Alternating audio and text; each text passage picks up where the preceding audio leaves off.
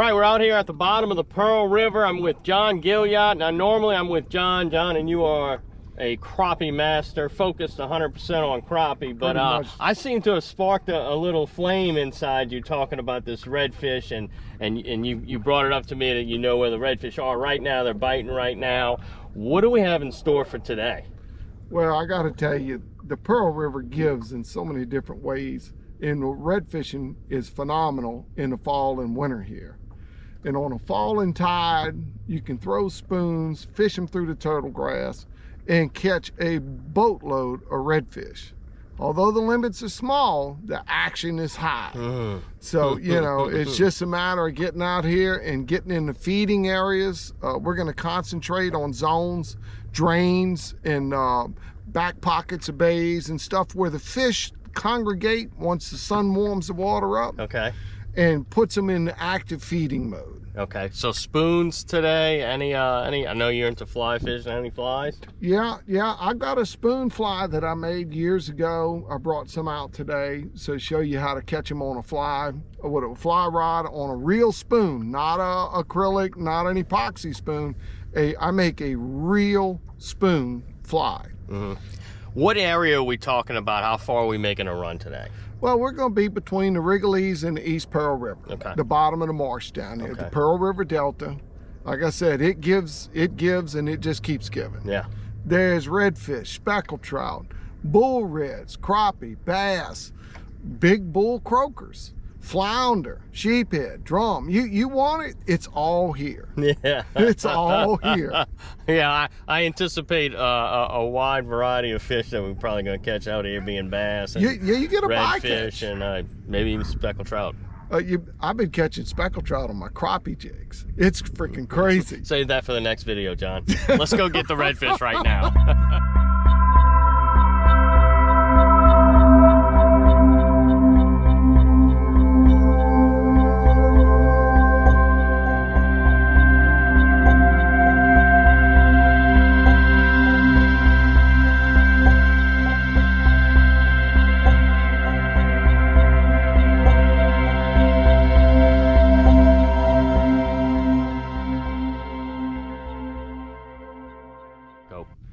In the wintertime, you can see how the tides fall and the grass is low, and the redfish stack up in this.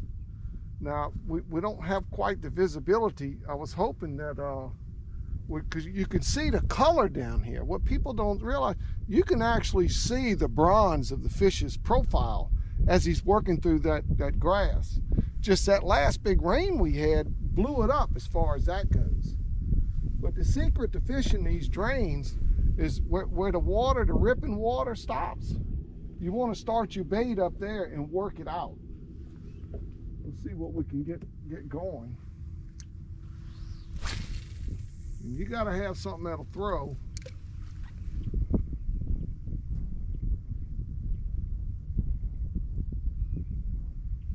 Ooh, something dumped it already.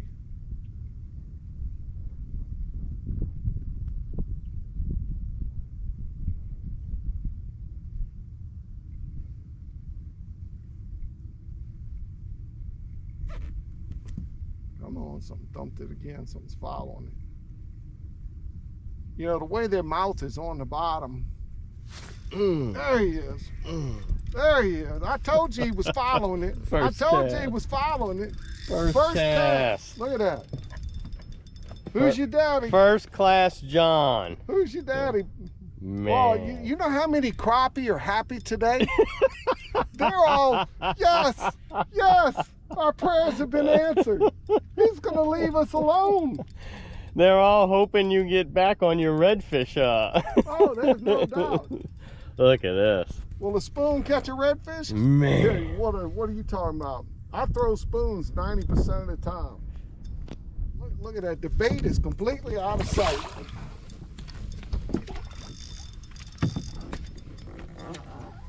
So what I like to do personally, if I can, is I will whip him. Oh, come on, baby. I'll try not to even touch him. Come on. I know. Life just isn't that good right now.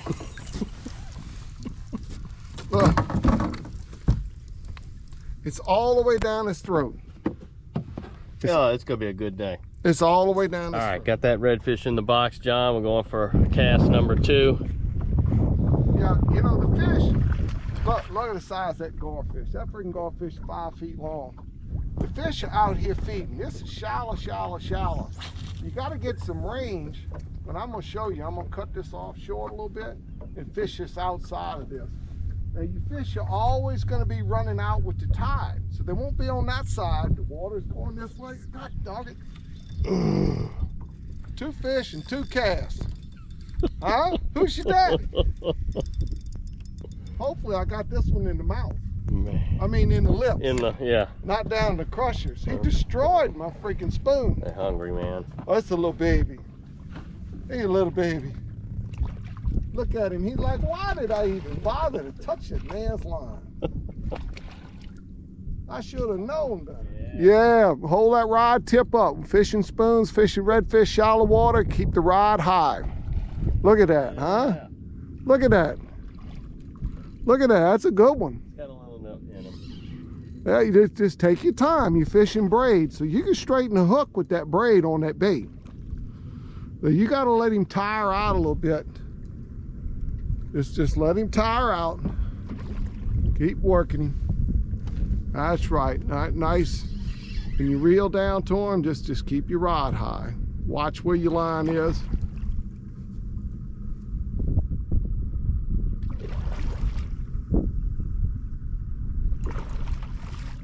Yeah, man, they're full of life.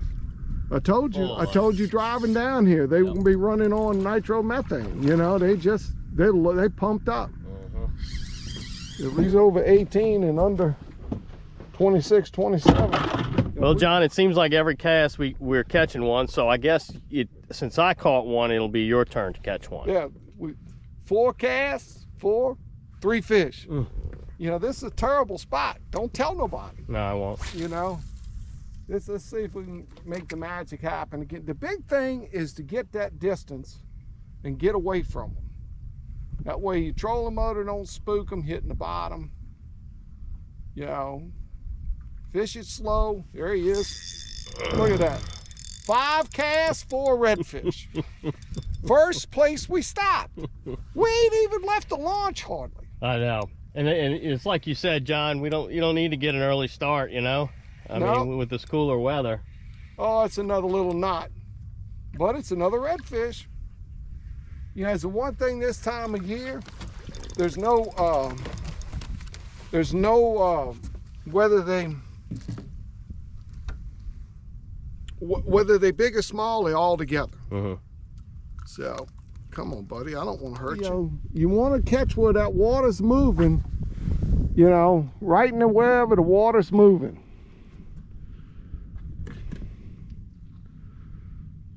You know, if the whole thing's ripping hard, Blew it. I think that might have been a mullet. I would say Keith's trigger is ready to be tripped there, you know. It is. All right, slow, rod tip up, keep it up. Little jiggle on that rod tip, just a slight little jiggle. Get the little jiggle.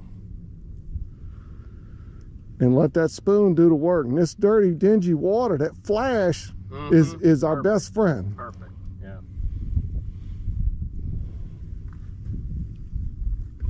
Yeah, fire, that wind's blowing your bait to the right. Give yourself a little more left hand. Perfect shot. That was a perfect shot. That's going to be a fish catching cast right there. That's going to be a rod tip up, slow. Let the flash do the job. Just reel down on him, fishing that braid. Don't try to cross his eyes.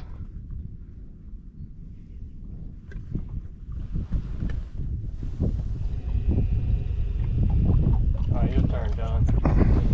What happened to, is it my 5 casts for 5 fish? Or? Oh, it's definitely slanted your way, John. No doubt. Aren't the crappie happy I quit doing this? Yeah. I wish I'd keep doing it. That's what I'm saying. Just come out of the water right where that little breezer is on that inside of that mouth. He rose up and went right back down. We got a little more water depth on this one.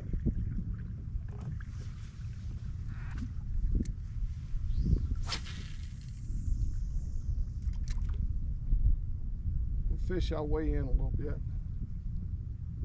I'm a little bit too far left of the opening. I should have been to the center of it, center left. I'm all the way on the side left.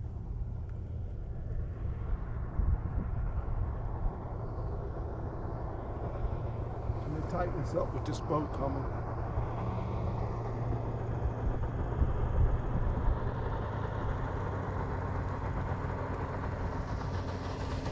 These little bitty drains, they're just as productive as the big drain.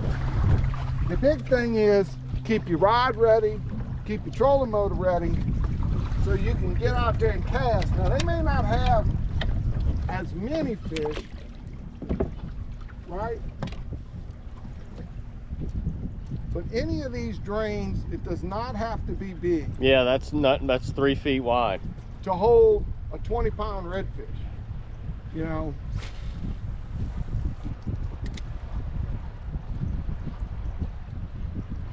it gets real shallow in there, so I didn't want to get too tight.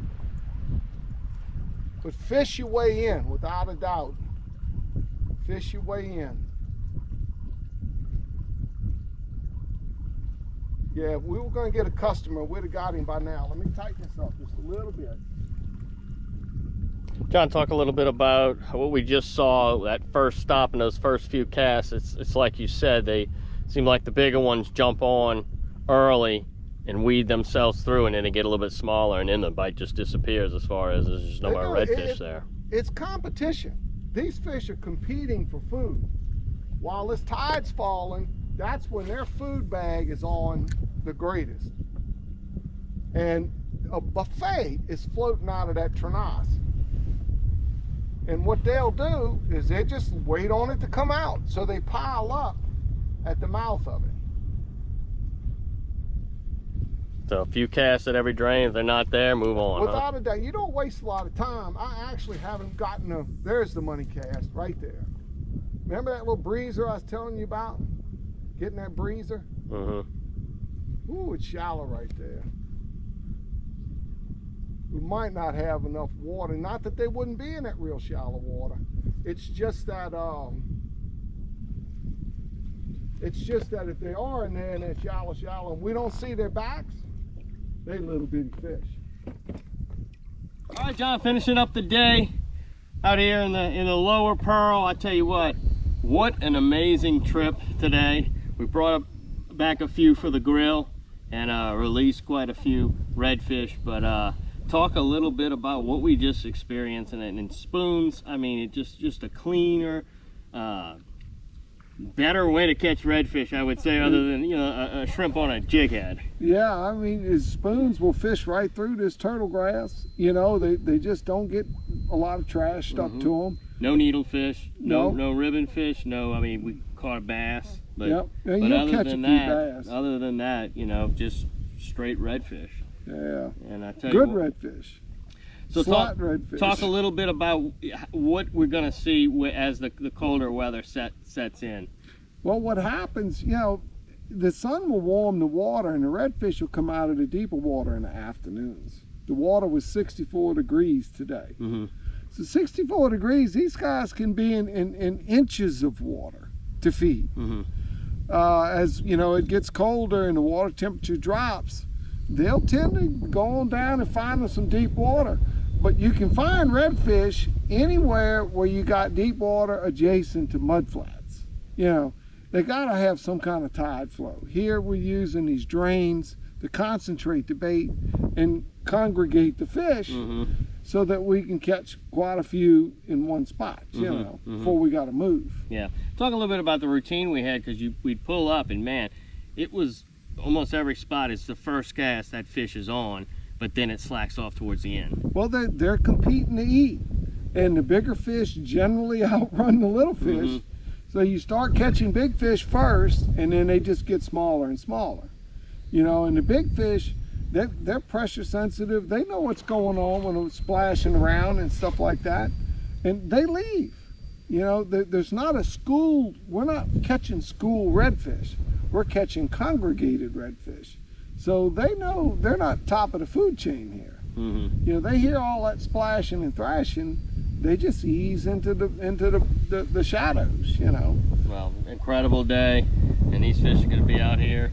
Just concentrate on the drains and come catch you some redfish, huh? Drains on a falling tide. Drains on a falling tide. Lower pearl. Lower pearl.